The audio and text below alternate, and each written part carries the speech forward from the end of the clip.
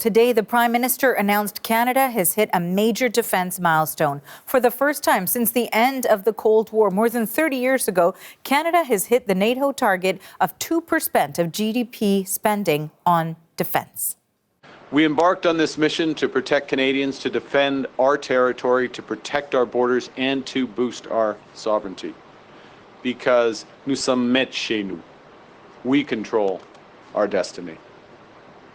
I am pleased to announce today that we have kept that ambitious promise. For the last 10 months, Canada's new government has been working with unprecedented speed and scale. In 10 months, we have invested over $60 billion in our defense and security. That's the largest year-on-year increase in defense investment in generations. And as a result of these efforts, this morning, NATO confirmed that Canada has achieved its 2% defense expenditure target, half a decade ahead of the original schedule. Mark Carney was speaking from Halifax Harbour, home to the Navy's East Coast Fleet, and one of the locations where substantial spending is taking place. The CBC's Janice McGregor was listening into that announcement along with me, and she joins me now from our Parliamentary Bureau in Ottawa. So, Janice, 2% was long promised, now apparently delivered. Both the Prime Minister and also the NATO Secretary General earlier noting that Canada had reached that milestone. But the Prime Minister went to great lengths to explain this beyond the context of the alliance and what this means for this country more broadly. Yeah, that's exactly the point, right? Canada isn't doing this just to tick a box in the world of NATO's Secretary General, notwithstanding the fact that it is a very meaningful milestone to have Canada no longer kind of lagging behind this benchmark that all the countries in the NATO military alliance are supposed to have met long before now. It's also important that the Prime Minister today was attempting to explain the consequences of that, what it means for local economies, what that means for the men and women of the armed forces, what it means for Canada's relationships around the world, giving meaning to the math, if you will.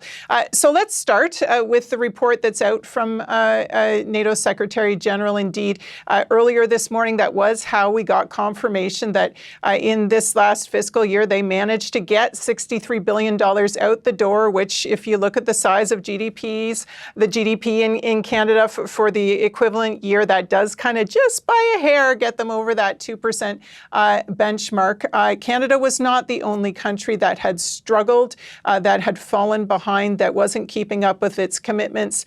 The Secretary General at his news conference earlier today was toasting the fact that it's very meaningful that all the countries in the alliance have now stepped up and reached this goal.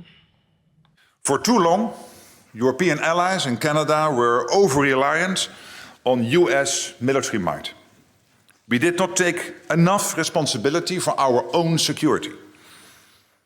But there has been a real shift in mindset, a collective recognition of our changed security environment.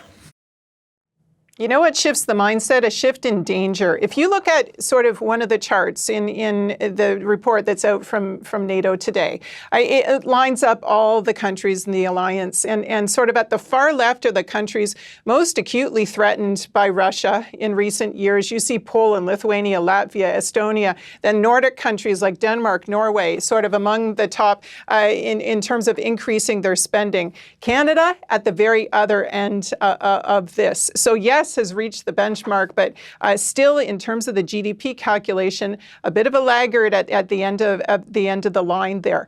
Mark Carney's challenge in speaking in Atlantic Canada today was not just to sort of lay out more details on the spending than we've had, because they haven't been terribly transparent, even as they've had to shovel an awful lot of money out the door by the end of the fiscal year next week to get here, but also to sort of give it meaning, to answer the questions of those who are worried about what spending more on defense will mean in the context of what we know have been deep government cuts in other areas. And so he gave us some examples today, specifically in Atlantic Canada, of what they're doing.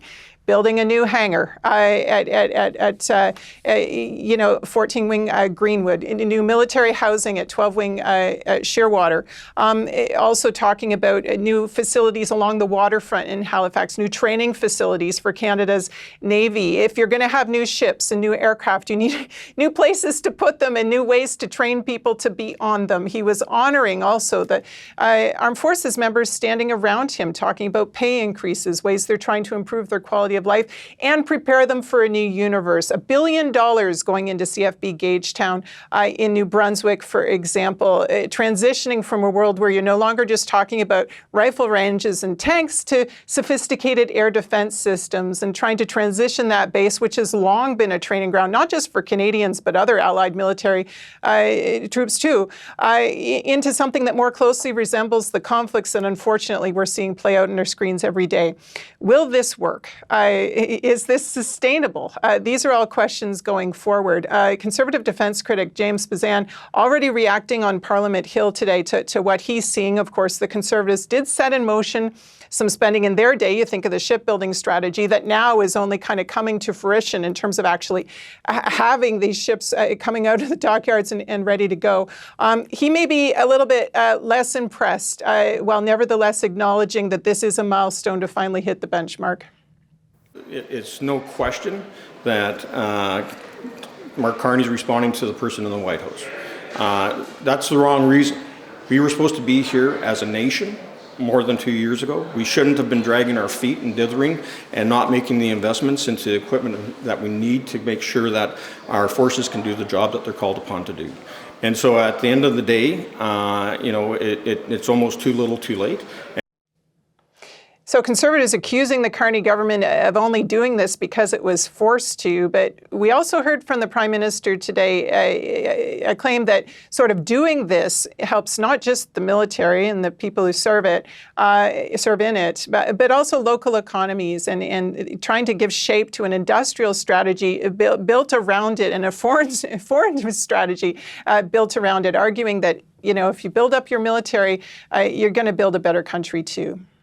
And perhaps touching on a little bit about what we heard from the defense critic there, but also looking at the chart that you brought up when we're talking about security threats. After so many years below the 2% threshold, why was meeting this benchmark so politically important right now?